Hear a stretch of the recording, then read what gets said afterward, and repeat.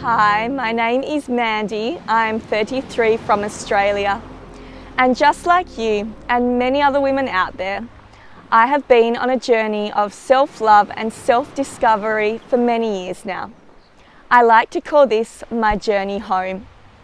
And on my journey home, I have travelled around the world and had the pleasure of interviewing many other women on their journeys home too. Here are their stories. I hope that they provide you with any inspiration, motivation, courage, or strength that you need to continue your journey home also. Let's journey together.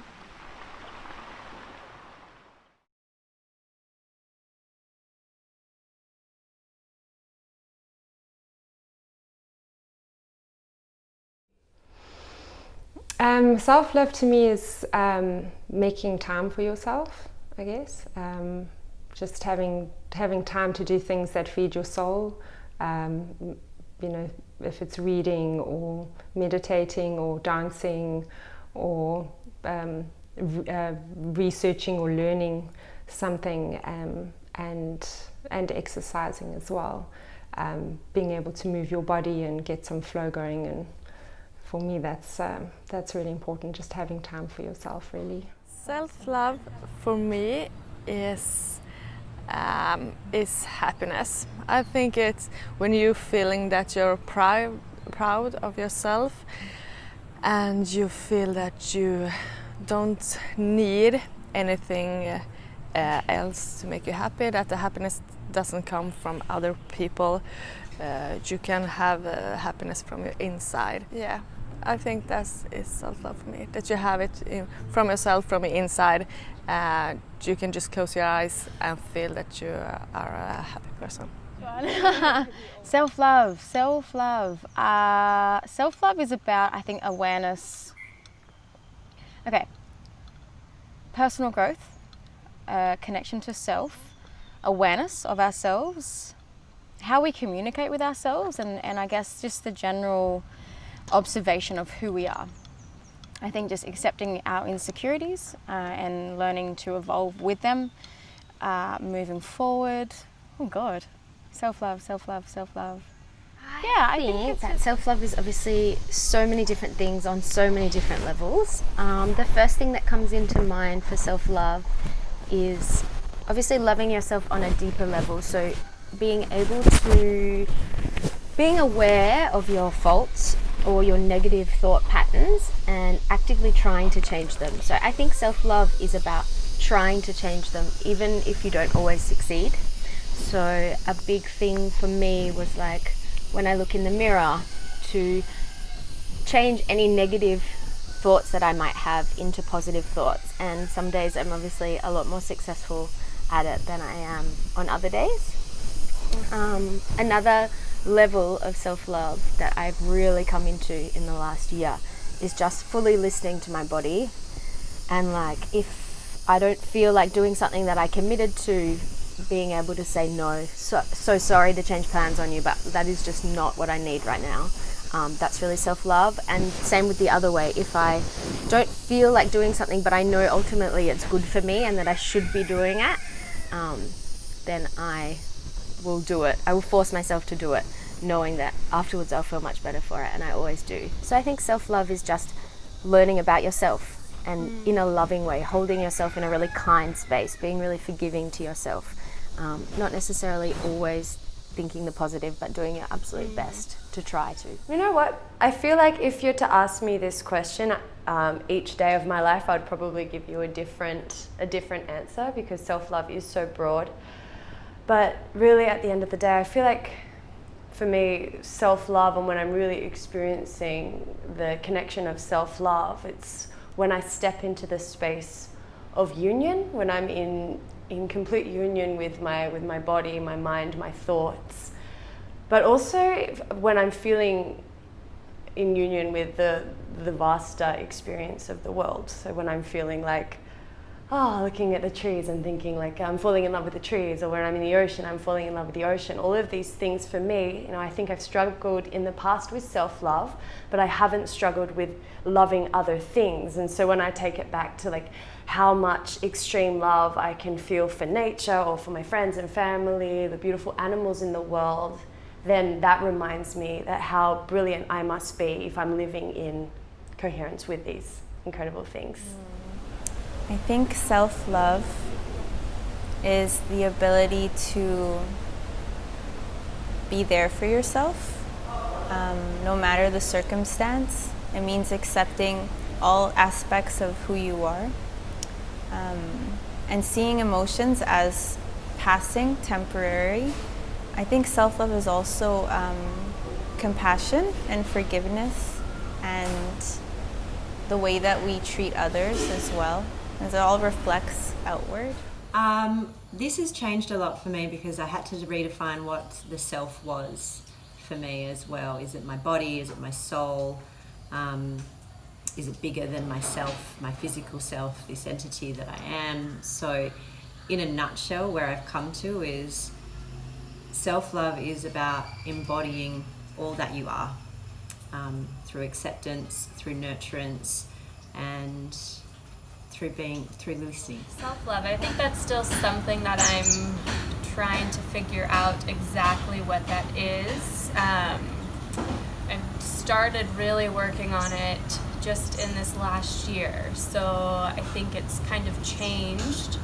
I think before, like being at home and when you're in the routine of things, you have a very different perspective of what self-love is versus when you're free and traveling and moving from place to place. So it's still something that I'm definitely working on and still trying to figure out exactly what self-love is to me. It's knowing who you are and really not using certain things that people think that, being 31, I should have a certain lifestyle, not letting that define me and saying that that is what I need to do.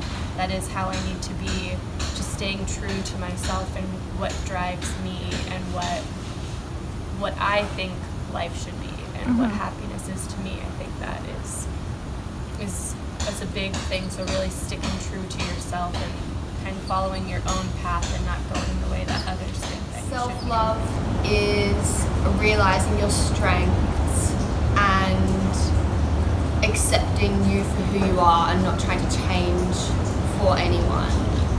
I think that it's something, for me, it's something that if I have a negative thought or, don't feel good about myself, I try and let it pass. And self-love is just about a healthy cycle of positive thoughts and like uplifting myself and getting out into the world and feeling confident.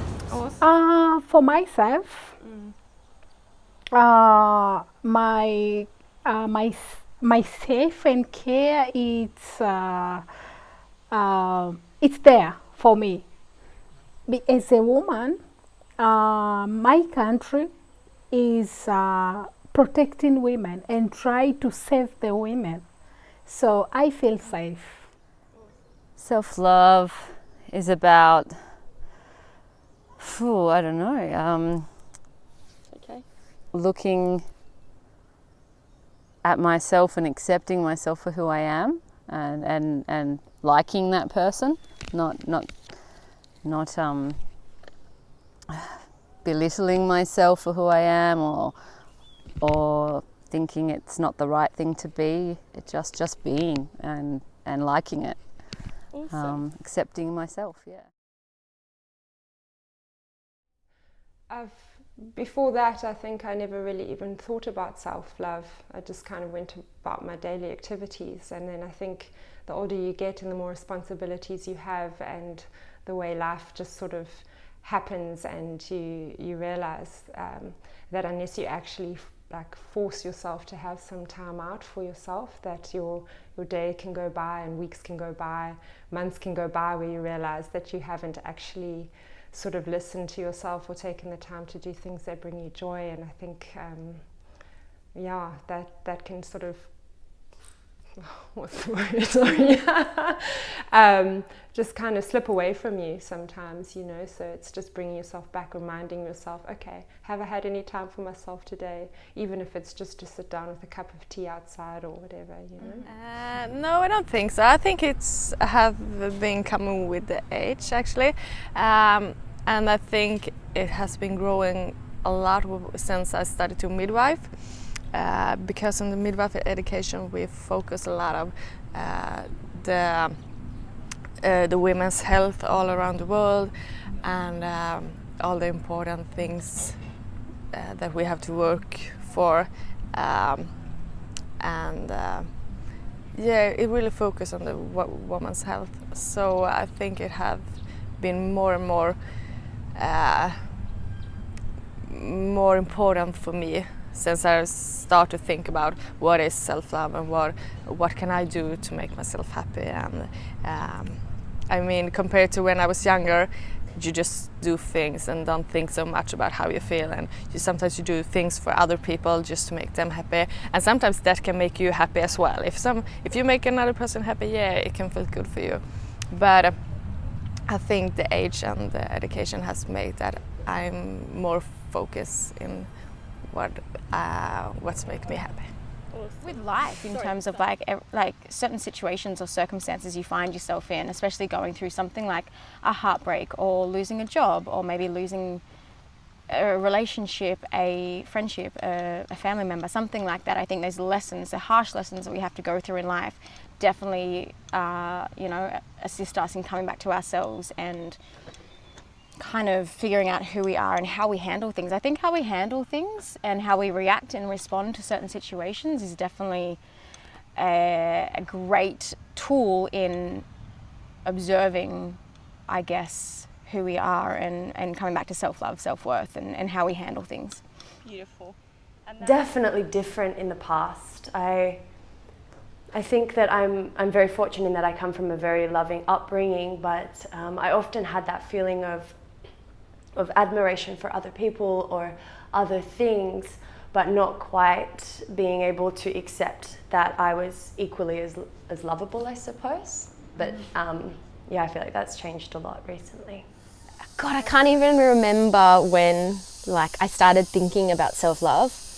It definitely wasn't something I was really taught about by my parents. I think my dad has a lot of self-love for himself, and my mum has a lot of insecurities in a way, as we all do. So it wasn't something that I was actively taught, but it was definitely something I started to come to understand that I needed. And so when I was about 2019, I started not liking my body, and I was like, okay, I'm going to diet to try and change my body. And I think I'd been a bit self-conscious about my body, but never I want to change it or it's not good enough kind of thing, just normal teenage things.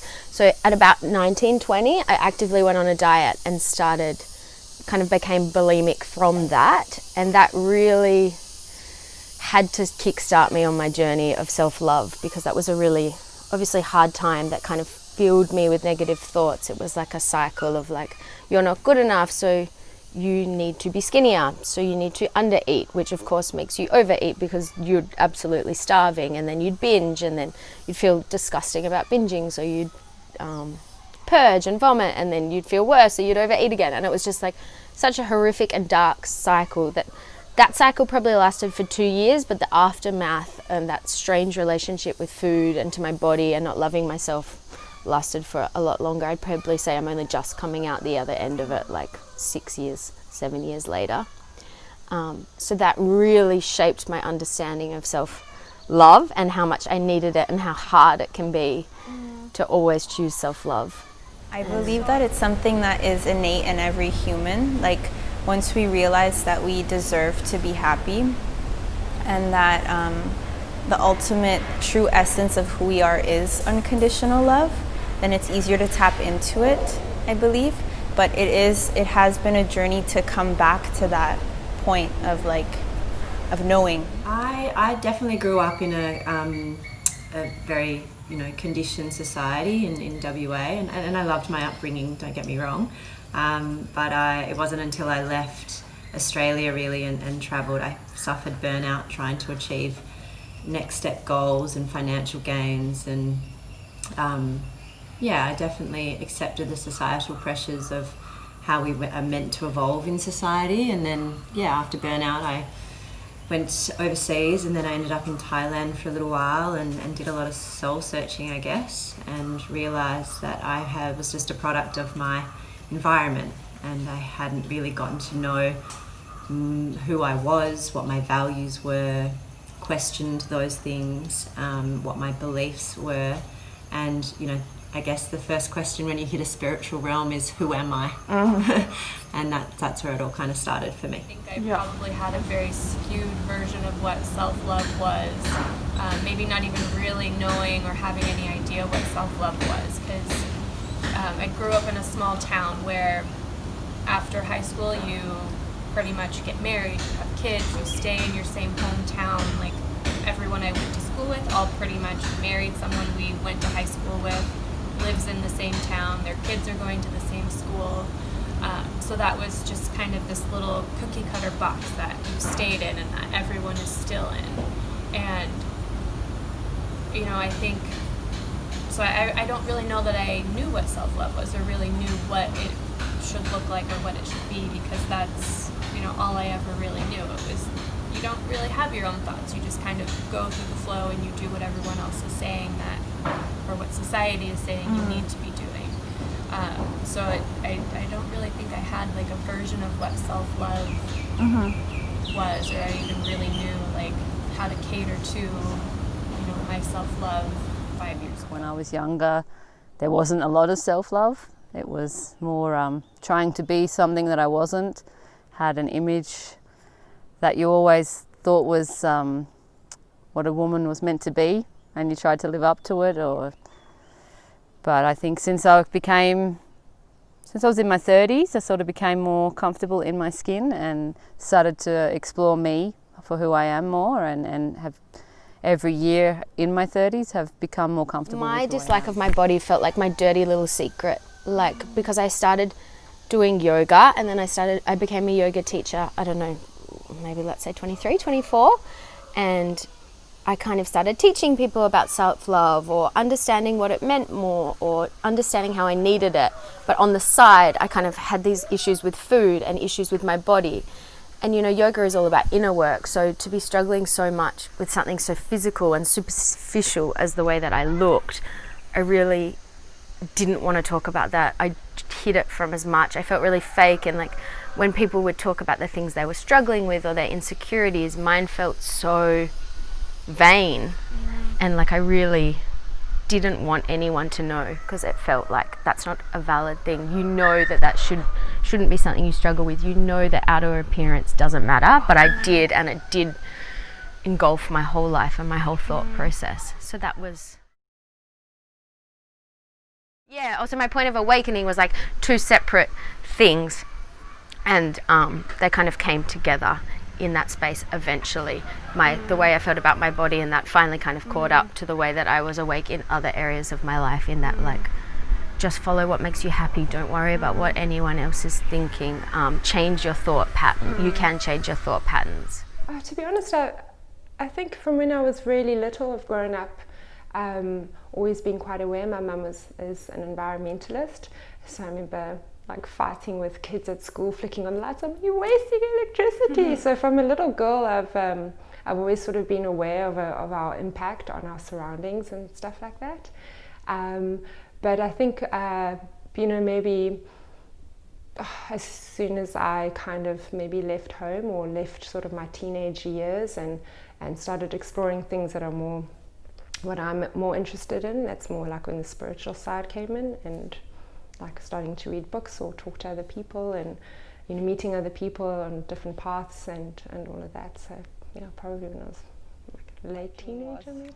Holy moly! Yeah. My Saturn returns. Yeah. Jesus, they were quite the roller coaster. Those ones. It was when I was living in Byron and not loving it, because that's just not where I'm supposed to be anymore. But I didn't really know where else to go, and I was going through a bit of a rough time. I'd moved, I'd left a job I'd left a career in an industry that I thought was my absolute passion, but it wasn't. It actually became quite hard, and I ended up, my sister and I had a spontaneous evening down the beach. We jumped in the ocean and we were just like, let's get out of here. So booked some tickets to Hawaii.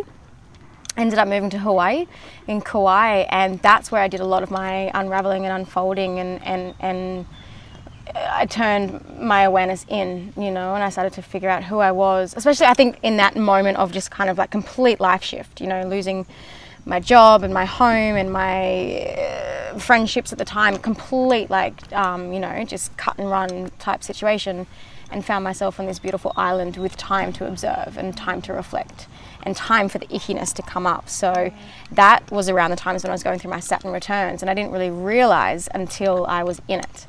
So I got to a point where I was fed up. I felt like I was depressed. Well, I definitely was depressed. I felt really lost. I felt like I was being caved in on and there was no way out. And so I just took it upon myself to escape that. And not that I was running away from my problems, but I felt I just needed space away from my norm to figure it out and to really go deeper into those questions. Well, I guess many little micro moments, but a moment that absolutely stopped me in the path was when I was about 20, 21, and I was with my mum in South India, and I went to a yoga class, and the yoga class was with a rather cute Indian man, very cute older man, and I'm pretty sure, like, I practiced yoga and everything from a young age, but this was the first time that I practiced pranayama and I guess traditional hatha. I felt after this class in a way that I had never ever experienced in my life, and this honestly just stopped me in my path. At this time of my life I was working a lot of different jobs, dance teaching and all the rest of it, and I couldn't believe like what I was feeling after this practice. And after the class I was having a juice with my mum in Kerala, and I was like, Mum, I need to go work out what just happened to me then. And I think that curiosity that was sparked through that 90-minute hatha practice, it sounds strange, but that changed my path, and that changed absolutely what I felt like I was put on this earth to do. And I wanted to recreate that experience for myself, but I also knew that it was one of my duties to recreate that experience for other people so that everyone can feel that incredible. Because then I went down the path of yoga and meeting people that were like-minded and not feeling like an outcast, like realizing that there is such a vast community of people that are dedicated towards the greater good of self-acceptance. And there were so many moments, pretty much straight after that experience of that special yoga class, I booked in to do my yoga teacher training in Rishikesh, and there was just so many of these moments of being like, how can I be so insulting to the creator of existence through hating myself and through limiting myself through these negative beliefs and lies, essentially, that I had a safety barrier in telling myself. So much respect for myself came from those months of teacher training, and honestly I felt like a new person from when I began and when I finished, and continue to have those moments of just like mind-blowing moments. I think I had a relationship breakup when I was about 31, which I hadn't been happy in at all, but I had just decided that was life, and that people live unhappy lives in marriages or relationships, and they just accept it, and it wasn't so bad, I'd just deal with it. And then the partner broke up with me and took all the control away from me, and kind of just devastated my life, where I thought it was headed, but in hindsight was the best damn thing that ever happened to me, because it made me find me again. It gave me a push to go traveling again, and it just opened me up to the world that was, and that I don't have to settle for unhappiness. I deserve happiness, and I don't need to stay in situations because society deems that's what you have to do. So the point of awakening is when I realized that happiness is it can be attainable, that it's possible to step out of all of the things that were holding me back from living in my truest, most authentic version of who I am.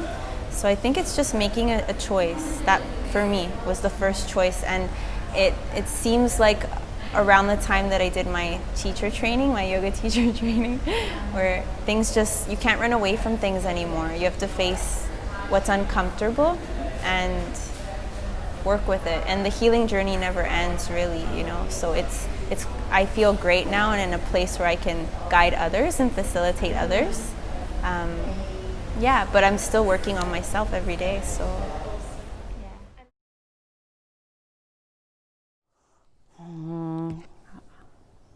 A big way was definitely body image, like trying to be as skinny as possible, which isn't really that great, but it's a view that I think is an image that's portrayed in media and that young girls are brought up with, thinking it's a norm to look like that, to be flawless and perfect and skinny and not natural. And I think I used to try, and that's where I thought happiness was, being skinny and looking good and being pretty. First of all, I like watching movies. So most of the time, when I feel like I need to do something for me, which is making me feel that way, so I'm watching movies. Sometimes, yes, when I'm free, I'm doing yoga or some body exercise. Yes. Cool. Do you do any meditation? No. No. No. No. I have continued to practice and study yoga to try and understand more and more the philosophy and I guess the science behind the meditation of yoga, but also bringing this into everyday life and experience. One of my teachers would explain yoga rather than a series of positions, so in asana, as more of an embodiment of mudra, so mudra embodiment. And so I try to bring this into my everyday life of just every simple action that I do, thinking of it as an embodied prayer. So even if it's, you know, making a cup of coffee in the morning, making it with that embodiment of love, of care, and bringing mindfulness into everything. And just, yeah, moving my body from a place of love, eating from a place of love, spending time with like-minded people that are inspiring and make me feel good. And that's my answer. I really forget what I was talking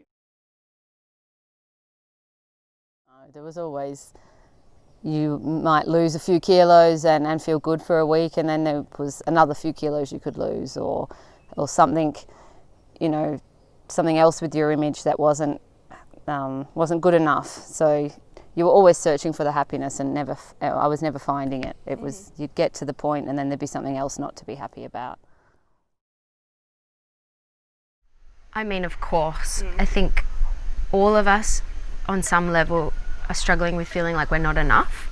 I think that ultimately is the human feeling of, that's being human. You feel like you're not enough, and it shows up in different ways. And some people feel like they're not confident enough, or they're not earning enough, or their career isn't enough, or for mine it was just, I'm not beautiful enough, I'm not thin enough, my body isn't good enough. And yeah, I think it definitely came from an internal place of you're not enough, and that's how that was the easiest way for it to come out. First of all, as a woman, I don't like to be that kind of woman, like sitting, cooking, take care with children like that and stuff like that, because I know this is everybody can do. So I need to do different things which others women cannot do, and I want to fulfill my dreams, right? That's awesome. It's important for me to surround yourself by good people. Now, when I'm older, I can choose which one I want to be surrounded by. I think it's important to be around people that makes you happy, that not have a negative vibe, and people that want you to to be a better person. They want the people that are getting happy when you are happy. The people do things to make you happy and just are awesome people. What empowers me as a woman? Oh, I think really honoring my body, seeing myself as a sexual, beautiful, empowered being, doing a lot of taking time to do really feminine kind of arts like dancing or painting or self-pleasuring or anything that really makes me feel in touch with myself. Voicing my no has been huge in empowering me, being able to say no, I don't know, maybe in sex, like no, I don't want this now, or I don't want this with you, or I'm not ready yet, or yeah, being able to voice my no was huge in empowering me. As a woman. Community, other women as well. Those are the two big ones, I think, and also allowing myself to tap into passion, creative projects, nature is really important as well, and almost like enjoying the simple pleasures of life, the simple pleasures. I think women empower me. Yeah, I think going back on my previous answer of like just being yourself and owning your shit. Sorry, not to swear, owning yourself, owning your flaws and owning your mistakes and insecurities and your portrayal of what negative emotions are. Definitely other women. Yeah. Being around other women who support and nurture rather than tear down or that negativity of jealousy or comparison. So stepping away from that and stepping into a space of support and love and nurturance, which is the divine feminine in all of us, not just women. I've forgotten the question. What empowers you as a woman? So other women empower me, and really stepping into my feminine. I was really heavily in my masculine for a really long time. I was stubborn, still am a little bit, but was avoidant of my emotions and feelings, and really I struggled to soften. That has empowered me as a woman, is being able to find that really beautiful balance and know the strength in being vulnerable, the strength in being soft, the strength in being empathetic and compassionate. There is power in that. Probably to know your worth as a woman in this world. I think too often we get, through social media and through just so many other things in life that come our way, like demanding things of us, and comparing ourselves and just never feeling good enough. Just to remember and recognize your power as a woman and how amazing we all are, really. I think connecting with other women, I feel like that's quite a common one, but it's, since being here in Sri Lanka and, spending time with other women here, it's like you just realize that everyone's so similar, and we all might have different ways of approaching different things in our life, but fundamentally we all want empowerment, and we all want to be able to live for ourselves and do what we want to do. I started travelling again, which I'd done a lot when I was younger, but I started travelling as a solo female. I did places like South America, and now I've done India and Asia on my own. And I also found yoga. I'd practiced yoga on and off a little bit when I was younger, but I found it when I was about 32, and I since then haven't stopped practicing, and I've made it become part of my life. I've done my teacher training, and I've been teaching for the last 2 years, and just living my life around yoga and the philosophy behind yoga, and seeing that life is a journey of learning, every day learning more about yourself and about humanity, and being kinder to yourself and therefore being kinder to humanity as a whole. Working harder and trying new things, which I know it will help me, and meeting new people with new ideas like that. Oh, meeting other women like yourself. And just being out traveling and the connections you make with certain people, and like I said, meeting other women like you who are, their life is dedicated to this self-love and self-empowerment and self-discovery journey, and really bringing that out. Like I had said earlier, it wasn't really something I thought about, or really something I thought that was what I needed, or like something I should be focusing on. And so meeting other people who have dedicated their life to this journey, I think has really helped and is very empowering, and it helps empower me and kind of get on the track for what I need in life.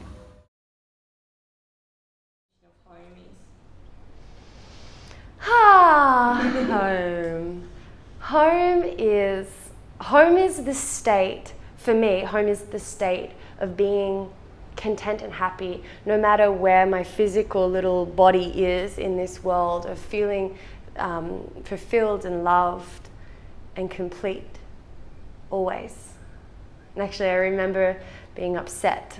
This is when I was a teenager, and not a teenager, I was probably early 20s.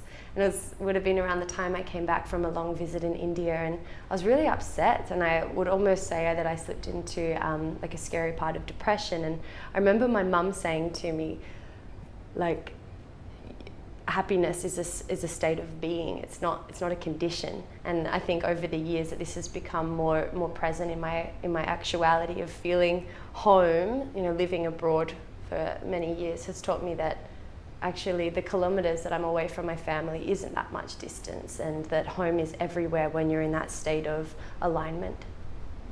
I always refer to home as within. You can have an environment and a space that you ground and connect to, which is your home and your space, but really home is within you. Mm-hmm. So when you feel connected, supported, grounded, that is home to me. Your bricks and mortar walls are beautiful and they can be really nourishing, but to me they just represent a physical home, not... Yeah, home is a feeling. Home is that feeling of content, of gratitude, of learning, expanding, growth, and just being in a supported environment to do so.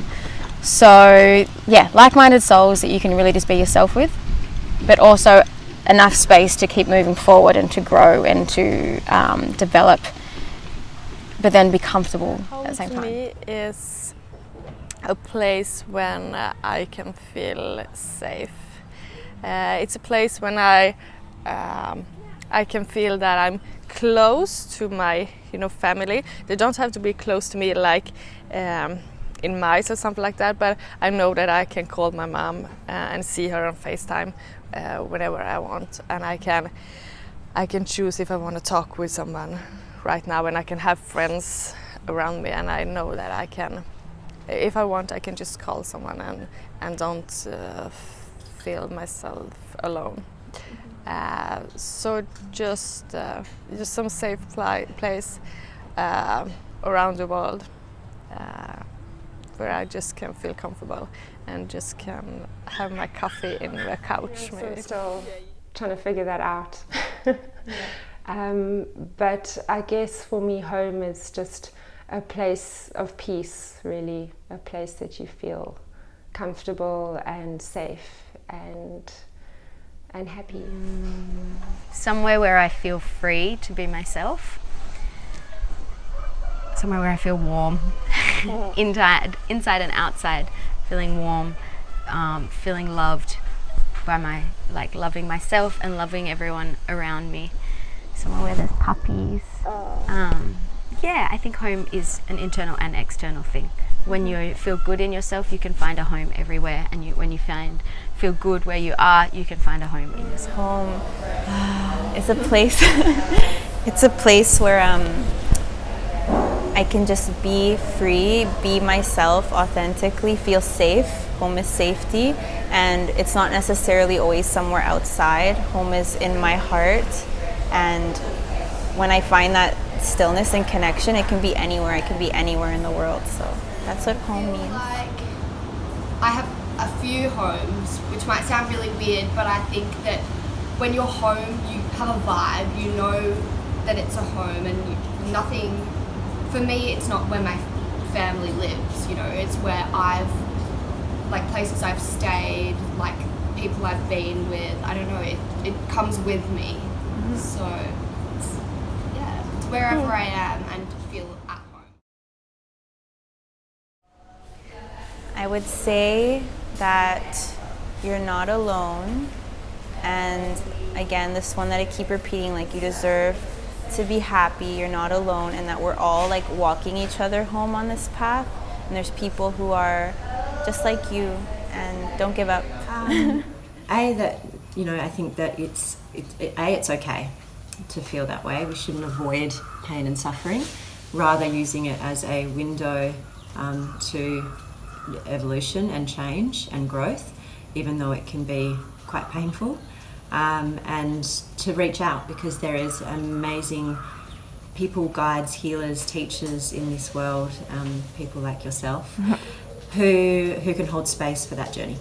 Awesome. So many, but I think for me, my piece of advice for women would be, if you want to be happy, which is probably the most important thing for me, then always do what makes you happy. Like always choose what's going to make you happy, regardless of what other people think, regardless of how much money it'll give you, regardless of if it'll lead you to where you think you want to be.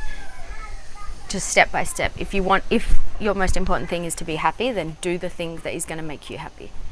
It's okay to be yourself, I think, and it's okay to sit with your insecurities or the parts of yourself that you don't necessarily like about yourself, in the sense of like maybe you find you're in a bit of a reactive state, or you're being a bit triggered, or you find all of a sudden you're starting to raise your voice at people, or you're a bit angry. I think allow yourself to feel emotions and allow yourself to just be. It's part of our makeup, it's part of our constitution, and it's how we learn, it's how we grow. We have to learn from those icky parts.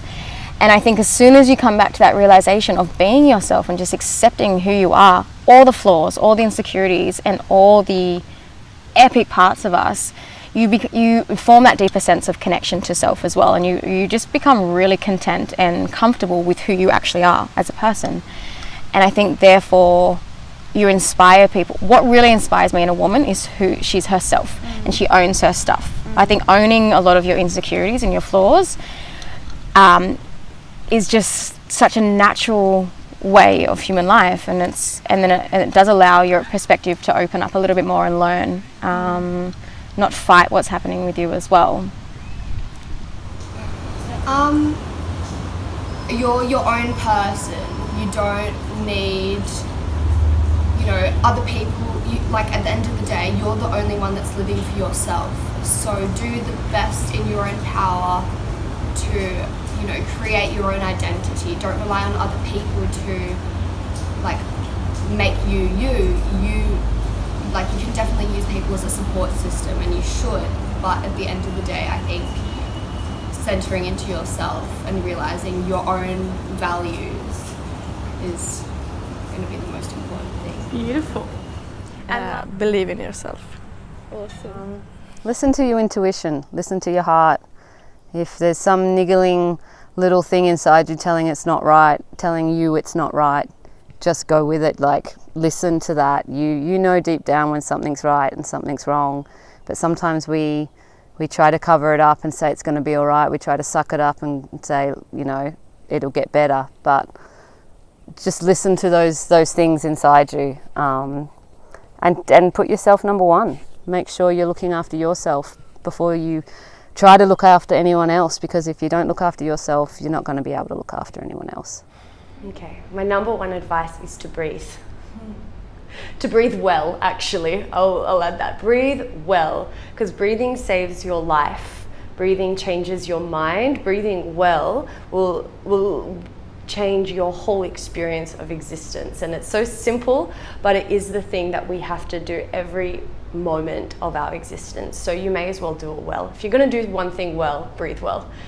And also, I definitely want every woman out there to understand that all of their worries, all of their self-judgments, it really isn't the reality, And unfortunately, so many women have to suffer with being so critical of themselves. And I just wish, for myself included, I wish that we could just remove that part of the mind out and understand that the greater world is actually looking at you with admiration and love.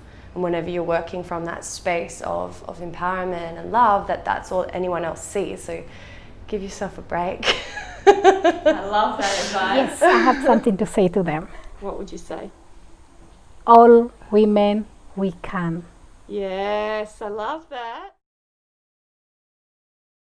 Thank you. Feeling me hanging. Thank you.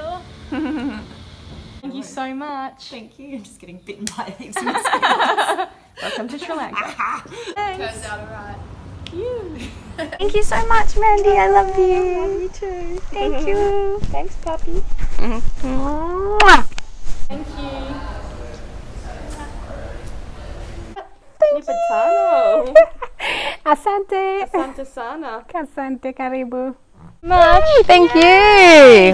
You empower me as well, Mandy. Oh, you do. You're really inspiring and optimistic and full of joy and love, and it's very infectious. So thank you. Mwah. Thank you, Ty. Thank you, Mandy.